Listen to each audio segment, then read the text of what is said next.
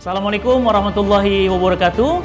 Alhamdulillah, Mezim Muharram tahun ini akan dihadiri oleh 99 tokoh perubahan Indonesia dan dunia, dan akan digelar selama 9 hari 9 jam.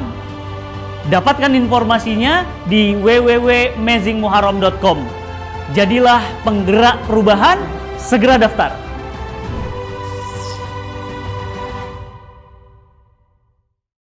Abu Bakar Siddiq, siapa dia?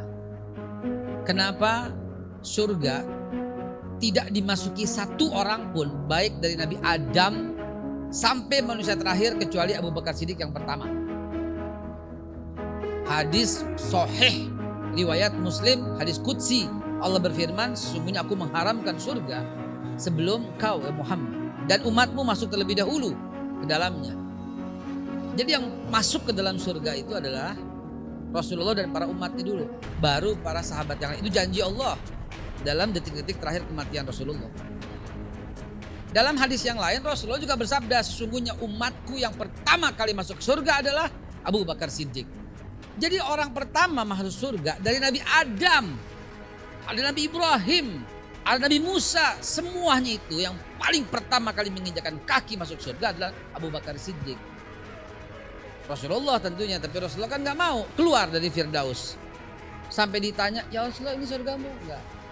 Aina tarakta ummati, kata Rasulullah. Keluar dari surga. Kau taruh di mana umatku, wahai malaikat?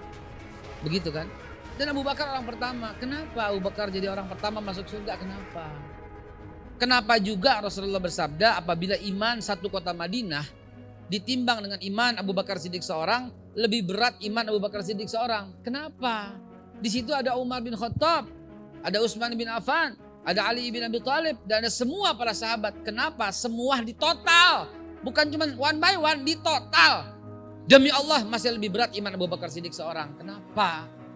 Ada apa ini orang rahasianya nih? Ada apa? Rahasia apa yang dimiliki oleh Abu Bakar Siddiq? Ada apa teman-teman sekalian? Nggak tercantum di kitab. Dia karena begini, nggak ada.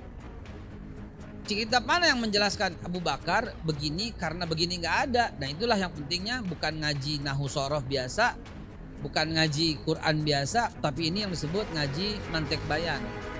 Itu logika, mencari ilmu di balik ilmu. Ketemunya di hadis juga. Rasulullah bersabda, man dalla ala khairin falahu mithlu ajrin fa'ilihi. Siapa yang mempelopori sebuah perubahan, menjadi penggerak perubahan, dan orang lain mengikutinya, falahu mislu ajrin fa'ilihi, maka orang itu mendapatkan pahala seberat, sepersis, mislu, semisal apa yang orang kerjakan. Maka dimanapun yang namanya Utsman bin Affan sujud, demi Allah pahalanya buat Utsman bin Affan dan buat Abu Bakar. Kenapa? Karena lisan Abu Bakar yang mengislamkan Utsman bin Affan. Abu Bakar dakwah kepada Abdurrahman bin Auf, dan Abdurrahman bin Auf masuk Islam karena sebab Abu Bakar. Abu Bakar dakwah kepada Thalhah, Ubaidillah dan Zubair bin Awam, dan dua-duanya masuk karena Abu Bakar Siddiq.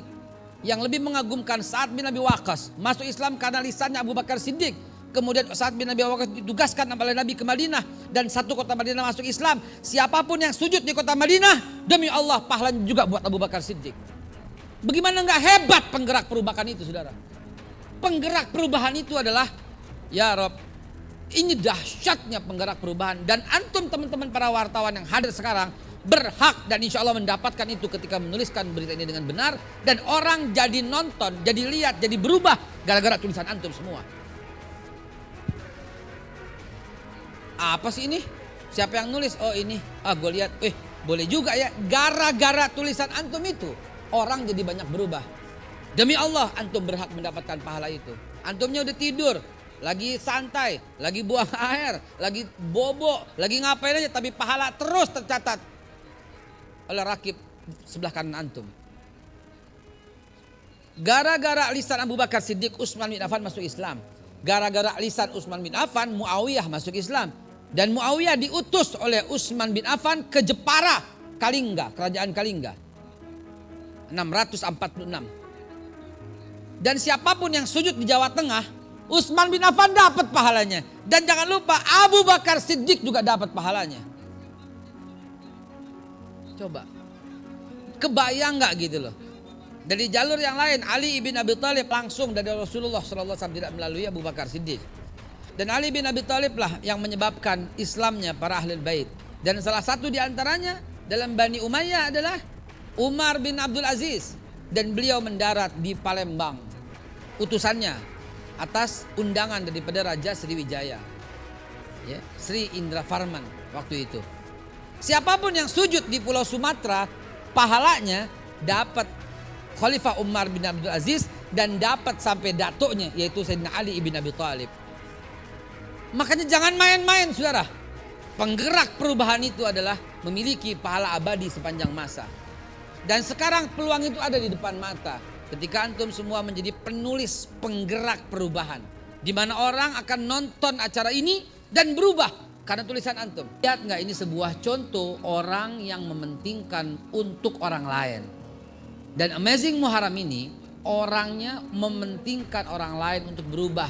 Karena itu temanya adalah penggerak perubahan. Dan sekarang ada di tangan antum, teman-teman para wartawan.